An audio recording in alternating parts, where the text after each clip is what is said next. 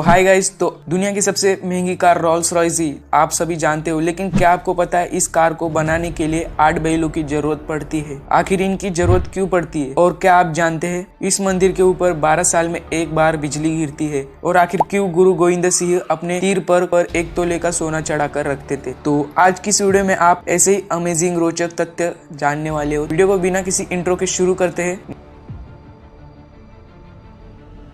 क्या आपने 10 साल पुराना बर्गर के बारे में सुना है? दरअसल इसका किस्सा 10 साल पहले यानी कि 2009 से आइसलैंड में आई हुई आर्थिक मंदी की वजह से शुरू हुआ था, जिसके चलते मैकडॉनल्ड्स ने वहां के अपने 3 से 4 स्टोर बंद कर दिए। आर्टिकल के मुताबिक जॉटर नाम के एक शख्स ने बताया था कि मैकडॉनल्ड्स का बर्गर खराब नहीं होता और उसे आजमाने के लिए उस व्यक्ति ने यानी कि उसने एक बर्गर को सुरक्षित जगह पर रख दिया, जिस जगह पर किसी का आना जाना नहीं होता है और कोई भी और किसी भी तरह की परेशानी ना होती हो। उस जगह पर उस व्यक्ति ने अपने घर के गैरेज के कॉर्नर में उस बर्गर को एक बॉक्स में अच्छी तरीके से संभाल कर रख दिया। और हैरानी की बात तो यह है, उस बॉक्स को उसने 3 साल बाद चेक किया, यानी कि फिर उस व्यक्ति ने उस बॉक्स को 3 साल बाद खोल कर देखा तो उसमें वो पड़ा बर्गर अभी भी कुछ अच्छी हालत में दिख रहा था, यानी कि वो मानो ऐसा लग रहा था कि वो अभी अभी बना हो, बस उसमें से थोड़ी सी कार्डबोर्ड की बदबू आ रही थी। फिर उसके बाद उस बर्गर को एक म्यूजियम में सौंप दिया गया। फिलहाल ये बर्गर दक्षिण भारत आइसलैंड में नोत्रा हाउस होटल में रखा गया है और इसे अब तक 10 साल बीत चुके हैं और वहाँ के होटल मालिक ने उसने बताया कि बर्गर अभी भी अच्छी व्यवस्था में पड़ा है, बस हम उसे खा नहीं सकते। वो दिखने में एकदम ठीक ठाक लगता है, यानी कि मानो वो 10 दिन पहले का बर्गर हो। तो आपके इस बर्गर के बारे में क्या ख्याल है, कमेंट में बताना।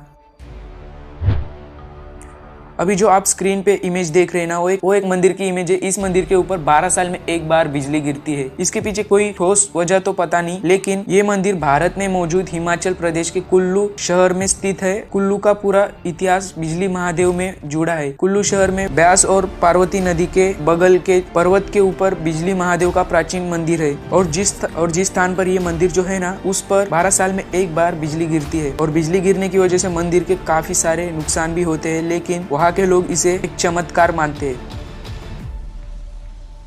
आप इस बात को अच्छी तरह से जानते हैं, लोग अपनी बिजनेस बढ़ाने के लिए क्या क्या नए तरीके आजमाते हैं। वो अपने बिजनेस को यूनिक तरीके से कंसेप्ट में पेश करते हैं, यानी कि लोगों के सामने कुछ यूनिक तरीके से प्रेजेंट करते हैं, तभी जाके उनका बिजनेस पॉपुलर होता है और उनकी रेवेन्यू भी काफी अच्छी होती है। और आप भी अपने बिजनेस में इस तरीके से कुछ यूनिक करते हो तो आपकी तरफ भी लोग खींचे चले आते हैं। एग्जाम्पल के लिए दुनिया में कई सारे रेस्टोरेंट अवेलेबल है, जैसे कि माउंट एवरेस्ट पे एक रेस्टोरेंट है, जैसे एक कैप्सूल के अंदर रेस्टोरेंट, अलग अलग कंसेप्ट में एक रेस्टोरेंट अवेलेबल होते हैं, जहाँ की उनके इस यूनिक से आइडिया से लोग इनकी तरफ चले आते हैं या ये बहुत पॉपुलर होते हैं। मैं आपको एक ऐसे ही रेस्टोरेंट के बारे में बताता हूँ। इस रेस्टोरेंट को कहा जाता है डार्क डाइनिंग टेबल रेस्टोरेंट। देखो, इस रेस्टोरेंट में होता क्या है, आपको खाना दिया जाता है एकदम स्वादिष्ट, बट उसे हम अंधेरे में खा सकते हैं, यानी कि लाइट का कोई भी हिस्सा, यानी कि पूरी तरीके से कमरे में अंधेरा होता है और उसमें हमें बैठकर खाना खाना पड़ता है। इस यूनिकता को देखते हुए वहाँ के लोग काफी पसंद करते हैं इस तरीके से बैठकर खाना खाने को, और इस वजह से ये काफी पॉपुलर भी होते हैं और वहाँ की डिशेस भी काफी महंगी होती है आम रेस्टोरेंट के मुकाबले। और ऐसे रेस्टोरेंट पहले यूरोप से शुरू हुए थे, अभी ये अमेरिका से लेकर कई जगहों पर आप इसका मजा उठा सकते हैं। बट मुझे क्या लगता है, आप इसे अपने घर पे भी ट्राई कर सकते हैं, परंतु आपको वहाँ का स्वादिष्ट खाना घर पे मिले, शायद ही घर पे खाने मिले।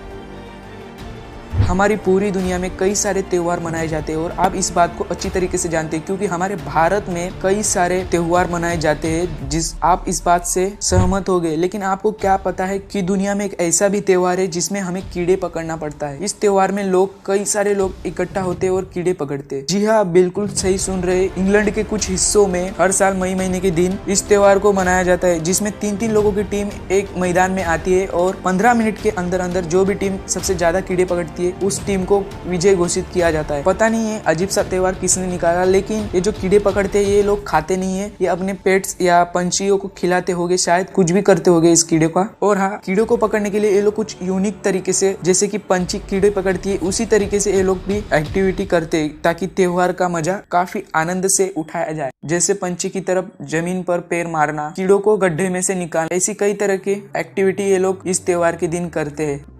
अब आप सुनने वाले हो ना, इस फैक्ट्स को देखकर आप शायद से गुस्सा हो जाओगे। आपने कीड़े पकड़ने वाला त्योहार के बारे में तो सुना, लेकिन आपने क्या डॉग्स खाने वाले त्योहार के बारे में सुना होगा? अगर आप ऐसा सोच रहे हो, आपके दिमाग में चाइना इस देश के बारे में ही आप सोच रहे होगे। जी हाँ, ये ऐसा घिनौना त्योहार चाइना में ही मनाया जाता है। इस त्योहार में होता है क्या है, तो देखो यार, कुत्ते को कई लोग वफादार प्राणी मानते हैं और कुत्ता एक पालतू वफादार जानवर मानते हैं और कुत्ते हमेशा स्वभाव से दयालु होते हैं। और तो दुनिया में कई जगह ऐसे भी है जहाँ पर कुत्तों की पूजा की जाती है, लेकिन चीन में इसका उलट होता है। चीन में डॉग मीट फेस्टिवल मनाया जाता है। साल के कुछ 10 दिन का ये त्योहार होता है, जिसमें बड़ी संख्या में कुत्तों को बेरहमी से मारा जाता है और इन्हें पकाकर बड़ी स्टोर में लगाया जाता है। और इस वक्त इनको खरीदने वाली संख्या काफी ज्यादा होती है। आप समझ सकते हैं चाइना के लोग किस हद तक जा सकते हैं। कुत्तों का मांस आमतौर हफ्तों में खाते ही रहते, लेकिन इस त्योहार के दिन ये लोग डेली यही सुबह शाम खाते रहते हैं, जिस वजह से वहाँ की कुत्तों की संख्या काफी जल्दी घट जाती है। दोस्तों, मैं ऐसी हवा में बातें नहीं कर रहा, इस बड़ी आर्टिकल्स में भी लिखा हुआ है।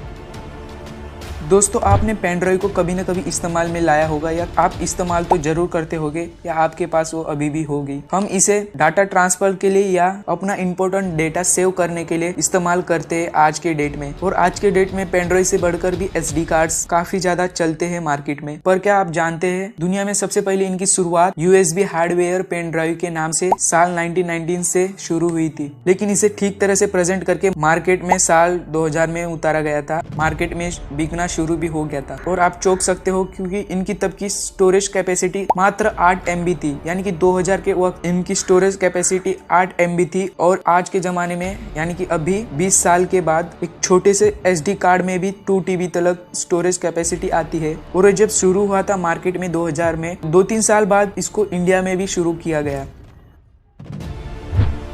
ये वॉइस एक अलग एनवायरनमेंट में शूट हो रही है, तो इसके लिए सॉरी। गूगल कंपनी के बारे में ऐसा कौन है जो नहीं जानता। इनका जो काम करने का तरीका है ना, वो काफी अलग सा है और काफी समझदार वाला काम है। और ऑफ कोर्स आपने सोचा ही होगा कि इतनी बड़ी कंपनी होगी तो इसमें काम करने वाले एम्प्लॉयज के भी काफी ज्यादा फायदे होते होंगे। और जी हाँ, इनके फायदे तो होते ही है रेवेन्यू में, लेकिन आपको क्या पता है, इनमें से 14% काम करने वाले एम्प्लॉयज अब तक कॉलेज ही नहीं गए। जी हाँ, आप सही सुन रहे। इनकी डिग्रीज या पढ़ाई लिखाई को ध्यान में रखते हुए इनको गूगल ने अपने काम पर नहीं रखा है। तो इनको गूगल ने मात्र इनके स्किल को और काम करने के तरीके को देखकर इनको अपनी कंपनी में एम्प्लॉयज रखा गया है। तो आपको ये फैक्ट्स पता था? कमेंट में बताना। और ये काफी यूनिक सा है।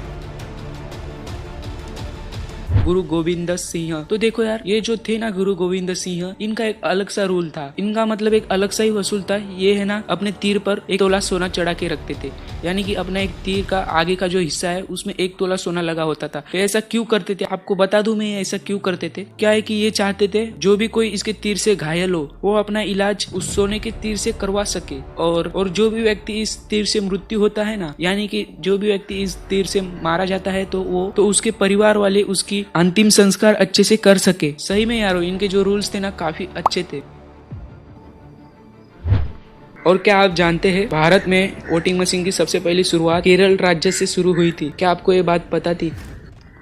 अब हम बात करते हैं जिसके लिए आप रुके हो। एक रोल्स रॉयस की कीमत कितने की होती है ये तो आप सभी जानते हैं, क्योंकि इसके एक छोटे से छोटे मॉडल की कीमत 6 से 7 करोड़ से शुरुआत होती है। और एक मॉडल को बनने में भी काफी दिन लग जाते हैं और इनमें काफी सारा मटेरियल भी यूज किया जाता है। तो क्या आप जानते हैं, इनमें 8 बैलों की चमड़ी का इस्तेमाल किया जाता है। जी आप सही सुन रहे हैं। इसके लिए कंपनी वाले रोल्स रॉयस के कस्टमर के हिसाब से इस गाड़ी के अंदर के इंटीरियर को तैयार किया जाता है। और इसके लिए जो इसमें लेदर इस्तेमाल होता है सीट बनाने के लिए या कई सारी फीचर्स पर्सनैलिटी के लिए, 1 नहीं या 2 नहीं, ज्यादा से ज्यादा 8 से 9 बैलों का इस्तेमाल करते हैं। इसमें उनकी चमड़ी उधड़ कर उनको अच्छी तरीके से लेदर का रूप दिया जाता है। तो आज की इस वीडियो में बस इतना ही। अगर आपको वीडियो पसंद आई तो लाइक कर देना, और आपको वीडियो का कोई भी पार्ट अगर समझ नहीं आया तो मुझे कमेंट में बता देना, मैं उसका रिप्लाई जरूर करूंगा।